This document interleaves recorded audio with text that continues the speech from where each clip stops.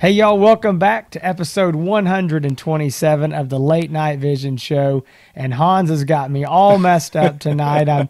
He's been nothing but complaining. He said my mic was been too far away from me. He wants me to get all up uncomfortably, unnaturally close to this thing, and this is as close as I'm getting. Then I feel like I got somebody staring at me. It's all up close to me, and my cap doesn't look right. And I don't know. He's got me all out of sorts. But this is the Late Night Vision Show, and that is Mr. Hansi's Texas. You hear peeking in over there. Yeah, as the executive producer of the show, I want to make sure that the audio sounds perfect. And I noticed in the last couple of videos that we've done on YouTube that it looks like your microphone's like off of your desk, like the camera's barely in video on the video screen. So these mics are set up that you put them close to your face, 6 to 8 inches, and boy, it threw Jason off his game. It was like I don't like it. And then he wants me to get right up here and talk like this. Cap didn't look like it was on straight. But anyway, thank y'all for joining us. Episode 127. It's a mess. It is a mess. He's going to be off his game tonight, so I'm going to pull him across the finish line tonight because we've got a big review. We've got the Pulsar, Pulsar. We got the Pulsar. It's a new brand. You got me so tickled before the show that I can barely keep a straight face right now. Because I know how you get. You start squirming and getting all red-faced over there because you don't feel right. But we have the Pulsar Axion XQ38 full review right now, the much-anticipated brand new thermal monocular from Pulsar to come out that's been announced. There's a couple different models. Before we get into the full review of the Axion XQ38, we're going to do a quick rundown because there's been a lot of different Axion models that come out over the past couple of years now. And some have gone away, some are still here. There's a lot of confusion as far as when people call up, they call about a certain model and we have to say, well, that one's not around anymore. So we're going to do a quick recap of it and then we'll get right into the review. But to start out in the lineup of the Axion models, we've got the Axion Key XM22. Now the Key, when you hear the word Key, that means it is no video included, no Wi-Fi streaming, anything like that. So it is the model that does not include video or audio recording. So if you hear the word Key, that's what that means. But you have the Axion, and it also has a smaller, physically smaller, lower resolution display screen. Yes, sir. Thank you for adding that. Oh, you got back on the game quick. So you got the Axion Key XM22. Which is a fixed focus objective, so you can't obviously focus that objective lens on it. That price is $1,200, followed by the Axion Key XM30, which is a 2.5 power focusable objective. I don't know if I said it on the first one. The XM22 is a 2 power. The XM30 Key is a 2.5 power. That does have a focusable objective lens on it. That one's $1,600. The newest one, before the one we're about to talk about now, the one we've already done a review on, most recent, is the Axion XM30S, which has that new updated viewfinder screen on it. That's a 4.5 power base magnification. Of course, it comes with video recording. It's got the stream vision, all that kind of stuff with it. But price on that is $19.99. Today, we're talking about the Axion XQ38, which is a 3.5 power, does have onboard video recording, those type of features. Price on that, $24.99. That's a 3.5 power. And then we'll be talking about very soon, later on down the road, the Axion XQ38 LRF, 3.5 base magnification. It does have the built-in integrated laser rangefinder in it, and a lot of people have been very excited and asking a lot of questions about that. That one is $27.99, but it does not include video or the Stream Vision app, but does have the same image quality as the Axion XQ38 that we're going to be talking about tonight. So that's a very brief rundown of all the Axion models that are out right now. Now, there's a couple of them that have been discontinued. So if you're calling and you're asking about this, the Axion XM30 and the Axion XM38. Both of those were discontinued in January 2019. So, man, right there we're just looking at a list of 6. 2 of them aren't around anymore. but there are, I'm sorry, there's 7. 2 of them aren't around. 5 of them are here and are available. But there's a lot to talk about there. There is, and you did a really good job on that. I thought you had forgot the 2 discontinued models. I got my notes right here. And then you had it right there. I'm impressed. But we are talking about, of course, like I said, the Pulsar Axion XQ38. As always, the format of the show when we do these, we're going to be talking about specs. Jason's about to run down the specs. I know he's going to talk a little bit about this compared to another thermal monocular that's out by Pulsar, the Helion. We're going to talk about, obviously, our likes, dislikes, who it's good for, ID ranges, all that good stuff. And then Jason's going to give us final overview of this product. So we're going to get right into it right now. So, yeah, I want to jump into this. If you're not familiar with the Axion models, Hans, I'm assuming that you're holding that up. Do you have that there with you? Gosh. I do. Let me turn around real quick. Hey, if you're listening on iTunes, thank you very much. But we were so prepped on trying to get this show laid out and figure out Jason's microphone situation that I forgot it. I've got it in my hand right now, though. We're good to go. Okay, great. So Hans is holding that. The only thing I want to say is some people may not be familiar with what a Pulsar Axion is. It is a thermal monocular. It is a very, very small ergonomic a lightweight monocular. If you are familiar with them, I want to bring up something that's important. This XQ38 is a slightly larger unit. So if you, I've posted some pictures, I believe, on Facebook and Instagram of the, if I didn't, maybe I haven't yet. I'm going to then. I thought you did. I know that I posted some. I know that I have them. I don't know if I posted them, but I will. Of this unit compared to a regular size Axion, if you just look at a picture of it, you would think it's the same size. You put them side by side, you see it's slightly bigger. It's just a little bit wider, and the objective lens is obviously bigger. A 38. It's got a 38 millimeter objective. Could be a 32. I know it's called a 38. That's the focal length. I actually looked, and Pulsar didn't have that listed. But it is a larger objective lens. It is focusable, but it's just a slightly bigger unit, and it also weighs more. So all the other regular Axions, depending on the model, weigh between 9-10 ounces. This unit weighs about 15 ounces. So it is, significantly heavier. I mean, by 5-6 ounces. But if you put them side by side, it's not that much bigger, like I said. But I wanted to mention that to you if you're familiar with it. We'll get into one more change here in a minute. So the XQ, anything Pulsar, when you hear XQ, you know what that means. If you're familiar with their lineup, it means that it is a 384 by 288 thermal core sensor. That's what it's got in it. It's the resolution of the thermal core. 384 by 288, it's 17 microns. Like all the other Pulsars, it is a 50 hertz refresh rate. And it is worth noting that this XQ384 sensor is the new 40 millikelvin rating. That is the more sensitive sensor that Pulsar has come out with this year, and some of their other stuff. They've got the 40 millikelvin, a lot of the XPs, but they've got it in this unit as well.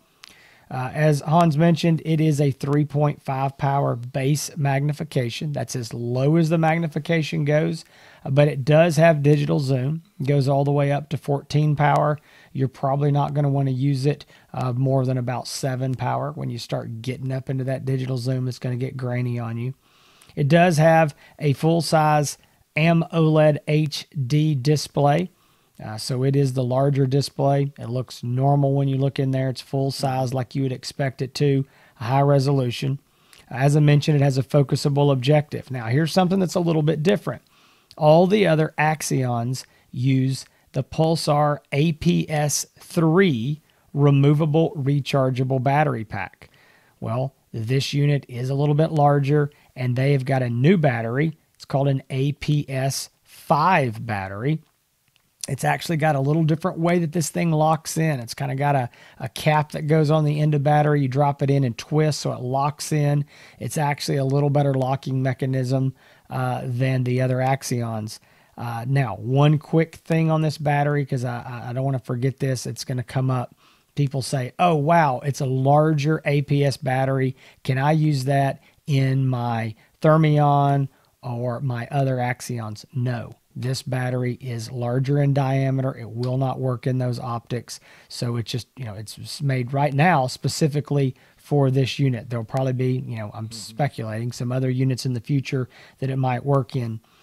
This battery is going to have a retail price, is what they're telling us, of $79.97. So it's actually going to be a little bit cheaper than like the APS 3s, which was a surprise to me. Battery life. I put this thing on the bench, charged it completely up. This is just indoors, sitting there, mostly running nonstop. I did have to stop it 2 or 3 times. I did use it a couple times, zooming in, checking some hogs and some deer out with it. I'd start the stopwatch and stop the stopwatch. But honestly, this is pretty much just a sitting there idle time. And we got 5 hours and 24 minutes out of this unit. So I'm very happy with that. I think in the field, that's going to shrink down some. Because you probably will be recording and doing other things. But about 5.5 hours there on the bench, which is absolutely respectable. I was very happy with. It also has 8 different color palettes, black hot, white hot, and then several different colors. It's got a 1,475 yard detection range. Pulsar test their detection ranges by a human-sized target standing up. It just means that you can detect that there is some sort of heat there. That's a very long ways. I'm not denying it. I can't see 1,500 yards anywhere to test that, but that is their official detection range. It does have the audio and the video recording. It does have the Stream Vision app. It is, like all the other Pulsars, an IPX 6.7 rating. That is dust and waterproof, fully submersible, 3 foot for 30 minutes.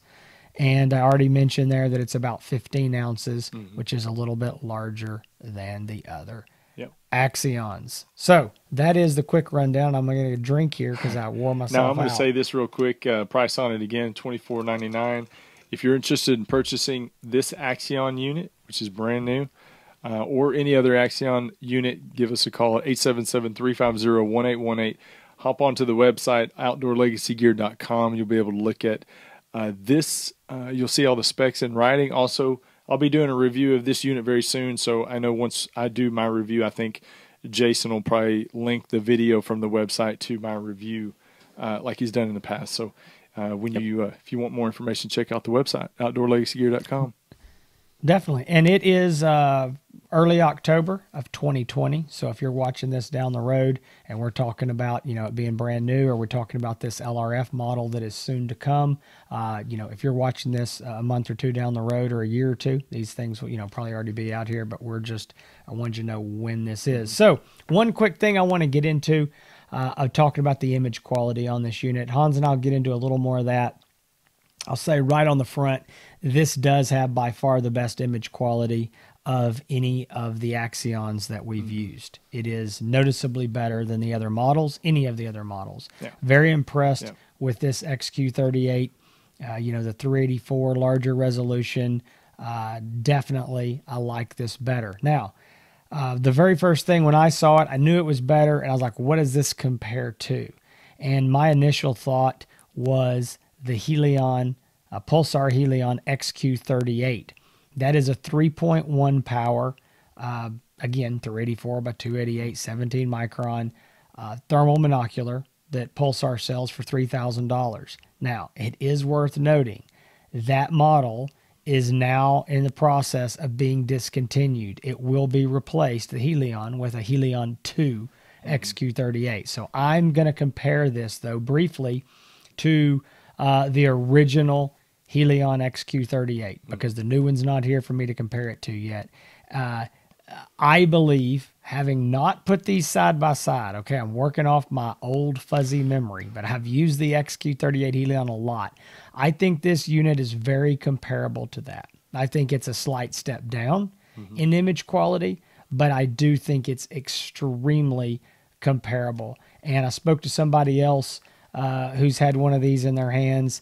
It's someone who I trust their opinion, and they got a lot of experience. They said the exact same thing. Yeah. They said this looks like a Helion XQ38 original model. So I feel good about that. I just want to bring that up, give you some comparison. When I say that it's better than the other Axions, well, what's it compared to? I think it compares very closely to that $3,000 unit. Yep. So that is my 2 cents on kind of where this thing comes in. I agree with you 100%. I do think, and I don't think there's any debate on this, that the image quality on this XQ38 Axion, of all the Axions that are on the market, does have the best picture image. I'm so glad that Pulsar put a 384 resolution into the Axion model. So I was really excited about that. And it does. There's no doubt about it. With the increased resolution, for those that don't know, the Axion XM models, they have the 320 resolution, 12 micron. So this is the 384 resolution, 17 micron, which is the same resolution micron levels that the Trails use, that the new XQ Thermions are on. That 384, that's what this is. And the increased resolution with this unit compared to the other Axions, along with the larger objective lens, really does help it get, I think, a considerably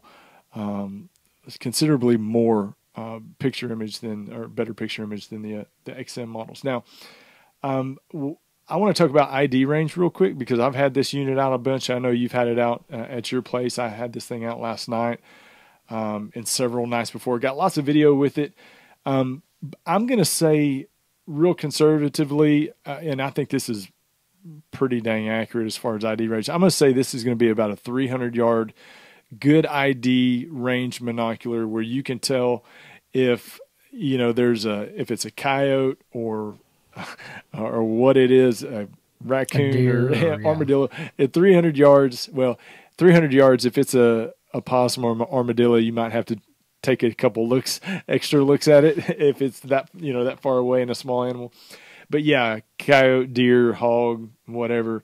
I mean, I was looking at cows last night at about 800 yards. I knew there were cows because I knew there was cows in this field, so there was no real debate. But anything past, I think, 400 or 500 yards, if you're looking at a hog or a deer, it's going to be hard to tell the difference. So, Jason and I talked about this before the show, and the 300-yard to me was the best, I think, if most realistic ID range if you're looking at getting something like this.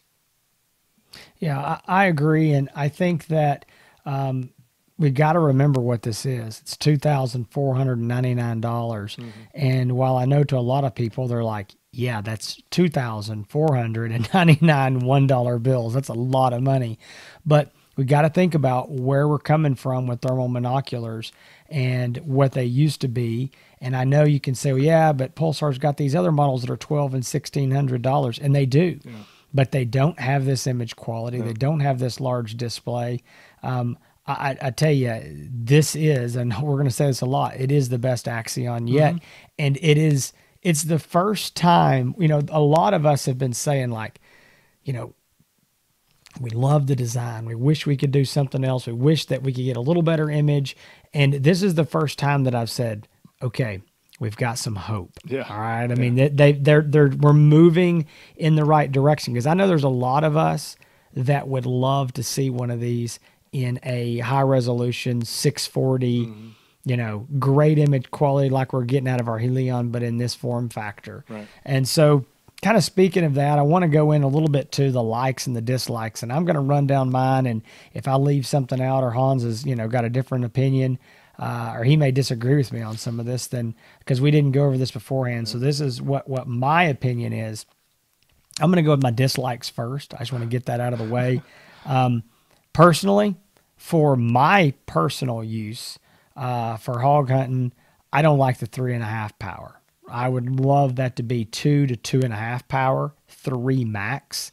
That's my personal opinion. If I was coyote hunting, if I was on big fields, If I was in farm country, even hunting hogs again, farm ground, that sort of thing, the 3.5 power is not bad. I will say it's way better for what I'm doing than the XM30S Axion that's 4.5 power. It's noticeably less. It is a usable magnification for a hog hunter. It's just really more than you need. Right. I mean, if you could get this down in that 2.5 with a wider field of view, it would be great. So that's a little bit of my personal complaint. But again, where for me it's not the best, for what you and I are doing maybe in East Texas, again, more wide open country, it's going to be really, really good. And if I was in this price range and I really liked the Axion design, I can live with it. Yeah. I could make it work. Yeah. I mean, I could live with that.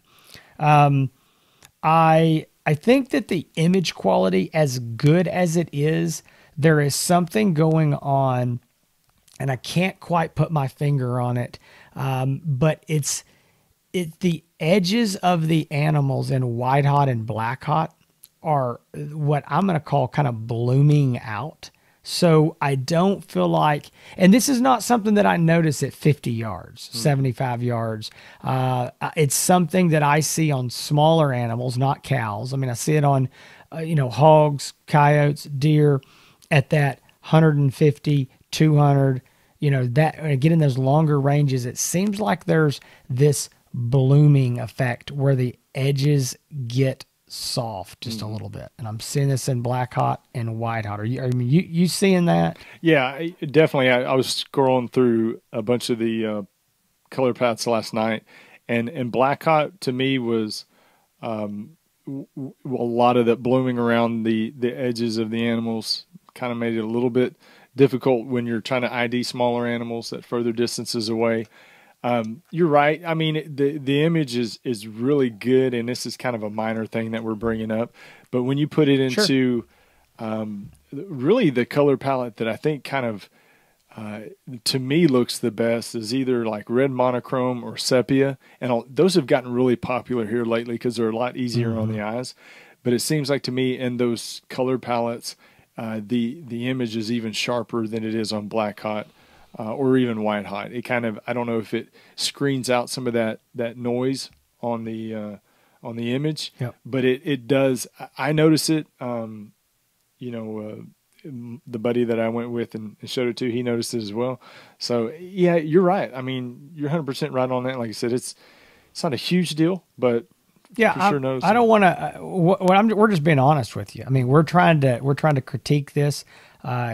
That's what we try to do with these optics, is if we find things that we would like to see improved, we just tell you. I think that for $24.99, I can absolutely live with it. I mean, we're giving this a very hard time, but I would say one thing that's worth mentioning too. Hans and I are looking at a ton of thermal optics 7 nights a week, a lot of different optics. So we're really hard on them because we see so many different optics. So when we see something, it really stands out to us. I might show this to 100 people and 99 of them go, I don't even know what you're talking about. Yeah. It looks wonderful to me. So I don't want to major on the minor too long there. The battery, I know a lot of people like to complain about the battery life on the Axions compared to the Helions. The Helions can get 10 to 13 hours off the stock battery. This thing, like I said, we're looking at about 5 to 5.5 hours on a bench test. So obviously, it's half the battery life, but it's tiny. It's a very small unit. I'm okay with that. That doesn't bother me, in my personal opinion. For the amount of time I'm out hunting, I can live with it. Yeah. But what I really am a little disappointed in is that it's another battery. It's a different battery. It's an APS-5. It's like if you already owned a Thermion or another Axion, you can't use your batteries. It's a different battery. And so, it's a little bit of a complaint. I am happy about the battery life, and I'm happy that the price is supposed to be about $80 on this battery. That I'm good with that. At least it's not a more expensive battery or anything like that. So, I mean, I'm being nitpicky here, but folks, this is what we do. We're trying to find everything we can to let you know before, you decide to make the purchase on one of these sight unseen. So that's my negatives, pretty darn minor. Really, that's nitpicking. I'm looking for something. Now, my likes, I got a lot of them, but I'm going to number this down a little bit, the best that I can. And this kind of just goes again. I've mentioned this about all the Axions, the size, the weight, the ergonomics. This unit is something you can absolutely put a lanyard around your neck and you can carry this thing on your chest. I know guys say, well, I do that with, an Axion or some scope that's the size of a 2x4, and I'm sure you can do it. But these little things are super small. They're lightweight. There is no problem shoving this into the pocket of a coat, a hoodie, the small pocket on a backpack, again, around your neck. I love the size and the weight. I'm going to go on the record and say this, dropping my pen over here. I believe that the Axion is the best designed size, weight, ergonomic thermal monocular ever made, period. Wow. I do. Well, I mean, I just think that design is wonderful. And as we improve this image quality, it just gets me more and more excited about, where we could go with this. Yeah. And so I really, really like it. And then, a big deal. What do I like? I like the price. I think the price is really good at $24.99 for what you're getting here. I think there's a lot of value. All the features, the video recording, all that. The larger lens, the really good focus. I'm going to say this is one thing that I've noticed specifically about this unit more than any of the other Axions, in my opinion, ever. Whether it's the old XM38, the current XM30S, the Key X, all of those that are focusable. I believe the focus on this is better. I feel like I can get a tighter, sharper focus. And I don't know if it is the actual, focusable objective, the parts that are better, or I don't know if it's just this, larger, higher resolution 384 XQ core that's in it. Whatever it is, I really like the focus a lot better. So those are my likes and dislikes. Do you have anything that I left out or that you would change? Yeah, I think the battery is a like for me. I'm gonna mark the battery in the like section. And here's why. That's weird. Nah, put it as a dislike. And you're moving it as a like. I'm just all right, playing devil's advocate here. It is a different battery. So if you own an Axion right now, that battery's not going to fit in this, but the likelihood that you're going to buy 2 Axions that are different models, not very likely. But bigger battery, more battery life. And thank you, Pulsar. Thank you for making these batteries removable, because so many people these days are not liking the fact that manufacturers are using non-removable batteries. It scares a lot of people. And so there's no internal battery on this. It removes. You can change it out. You can buy new batteries. You can buy a whole pocket full of batteries if you feel like you're going to have problems with it. But that to me is an advantage in a like. So I do like the battery setup. Picture image, very good. It's the best of all the Axions, like we talked about. Larger objective lens. I agree with you on the tighter focus. Form factor is great. I agree with ergonomics. Man, I feel like I'm losing my voice here. There's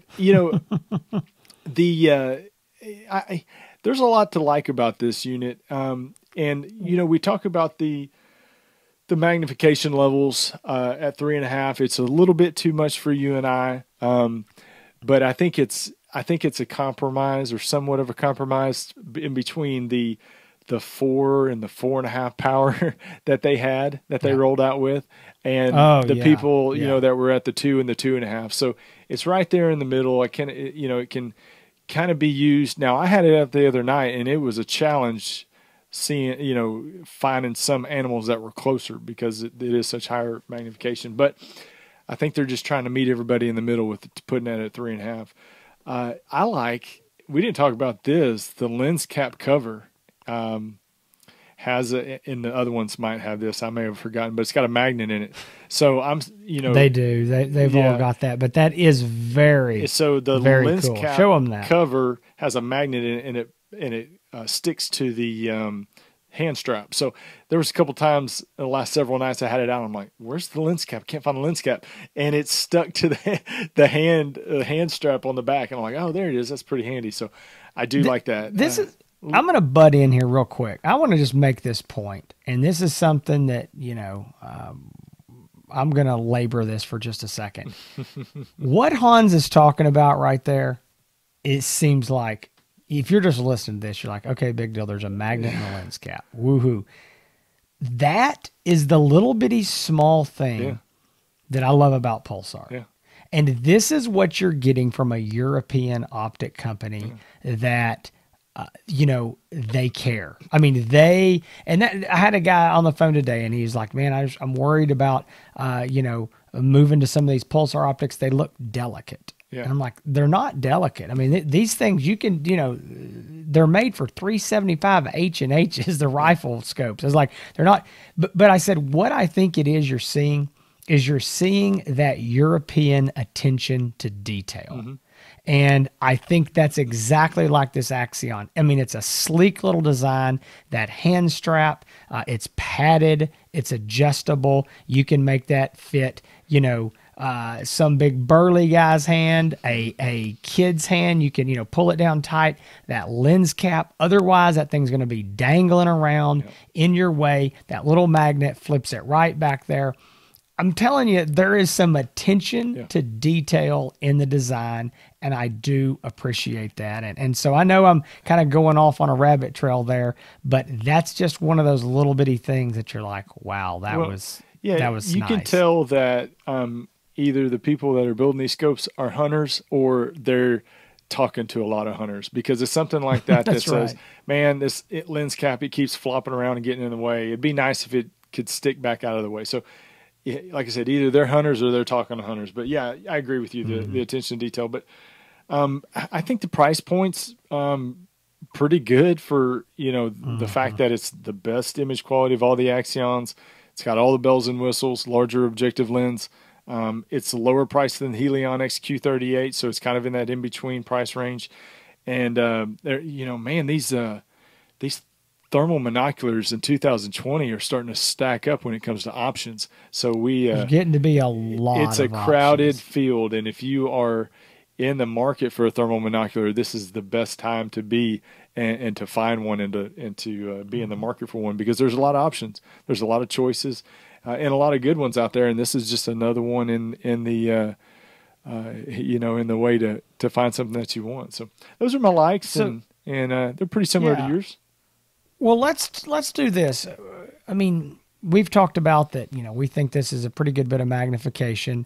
But at the same time, I know that there's hog hunters that are using the Axion XM30, the XM38, now the XM30S. Those are all higher magnification than this. I mean, I know you've got a buddy there by you that bought an XM38 from us. That was a 5.5 power magnification Axion that's discontinued now. And I mean, from my understanding, I think he loves it. Yeah, he uses it and really likes it. And he's hunting right there in the same area you are. It's just it depends on your hunting spots. My buddy Hayden, he's a big listener of the show and lives in our town, but his family, they've got a bunch of land they run cattle on and cut hay off of, and they've got some big wide open stretches of field. I mean, 800 acres is not uncommon for where he's looking across. I mean, huge plots of field that they've cleared, and they've worked the land and they've got it all cleared out. For him, it's exactly what he needs. I mean, he can pull into the gate and look from the gate right off the road down to the bottom of the field, and it works out perfect for him, and that's why that's a high magnification optic. So I guess the point that I'm trying to make is that we have certain things we like, and we know what we want, and so I don't want to say this won't work for somebody else, but to tell me, who do you think, in your opinion, and I'll tell you what I think, who's this good for? What's the guy need to be doing to say, you know what? Yeah, this is a great choice of a monocular. If you want to ID between 200 and 300 yards, maybe possibly a little bit further, I think this is the right monocular for you. I think it's, you hate to say that it's for everybody, that everybody's going to be able to use this, because there are some cases that it's not. I mean, if you're hunting in thick woods and, you're looking at 30 or 40 yard shots, this is not going to be the monocular you're going to want to go with. I can tell you that. But I would say for the common hunter out there, and we don't need to forget about the deer hunters also, that use these Axions. We've sold a lot of these to deer hunters that are using these as they walk out into their stands in the mornings, or maybe trying to find a deer that they shot right before dark. Let's hope they shot it right before dark, and are out tracking a wounded or dying deer. But I think if you're hog hunting in places where if you got pretty good wide stretches of field, I mean, if you got a field that's, I don't know, at least a couple hundred acres that's spread out, maybe 300 or 400 acres that you want to be able to see across. If you're going into little spots like I am through the woods, driving through trails, looking at a field that's that's in the middle of a forest, but it's a cleared out section of about 5 acres, this is going to be way too much for you, I think. The place that I went to last night, 800 acres, most of it's cleared out. It was pretty good for there because there's really wide open stretches you could see, and it was perfect for that spot. But I know if I take it to some of my other places, it's just not going to be a good fit. And I will tell you this from personal experience. I ride around on a mule a lot, and I scan while I'm driving with the lights off, but I scan with my monocular. The 3.5 power when I'm scanning, especially at close ranges, it makes me sick. It gives me a headache because it's so magnified. So that's where I like the 2 power or 2.5 power. But I think if you're a hog hunter or a coyote hunter and you're hunting over a couple hundred acres of wide open field, I think this is something that's going to be good for you. Yeah, I want to say one quick thing about the scanning and moving. I agree with that, but I will say where that gets negated just a little bit is if you're driving and scanning and looking out 400, 500, 600 yards. If you're like us, though, and you're driving and scanning and you're looking out and you're looking at 20 to 100 yards, then it's a big difference. I mean, because then it's like, oh, man, it's up my face. Yeah. But if you're looking out across a wide open rolling field, then that magnification won't bother you near as much. Exactly. And we do a lot of just driving up and down tree lines. So we're kind of driving through a field, but we're scanning the tree line pretty close to see if there's something back in there. And yeah, you're exactly right. If you're looking at on a mule and now we're not talking about we're not riding a mule. It's a side by side. People think we're up on mules riding around on land with Hey, it's East Texas. You don't donkeys. Know. We're all riding around on donkeys. Yeah. But if you're on the side by side and if you're looking out 500 or 600 yards away from you in a clear field, it's no problem. Or even 300 or 400 yards. But if you're looking at 50 yards, take you some Advil with you. I agree. Well, I think that I concur with all that. I think if you're a coyote hunter, this is an absolute dream of a monocular for you. I think that it's not too much. It's not too little. I think it's really, really good. A lot of coyote hunters are already using 3 to 4 power scopes. So this is going to fit right in with those well. Right. I think you'll really like it. Again, hog hunters, I think if you're hunting in, like you've said, I mean, I think we've labored it, larger fields, looking 400, 500, 600, 700 yards, perfect for that. Farm ground, any of that. And you know what? If it fits the budget and it fits the size and the weight and all that, this, in my opinion, still fits a hog hunter, even hunting like we are, because I think I can tell you this, if you left this up to me and you gave me a 2.5 power Axion XM30 key, okay, for $1,600, sorry, $1,600, and you gave me the choice of that or this at 3.5 power, I would take this because the image quality is so much better. Yeah, I agree. So my point is that it kind of comes down to picking and choosing. You can't always have the perfect thing. You got to find what fits your situation and your budget. And if you're looking for the best image quality and you like the Axion design, I would go with this no matter what. Mm-hmm. Even if you go, well, it's a little more magnification than I need, this is the one I would go with. So anyway, I think it's going to be good for a lot of different people. But overall, I think just in summary, without just, laboring what we've already said, I think it is a great unit.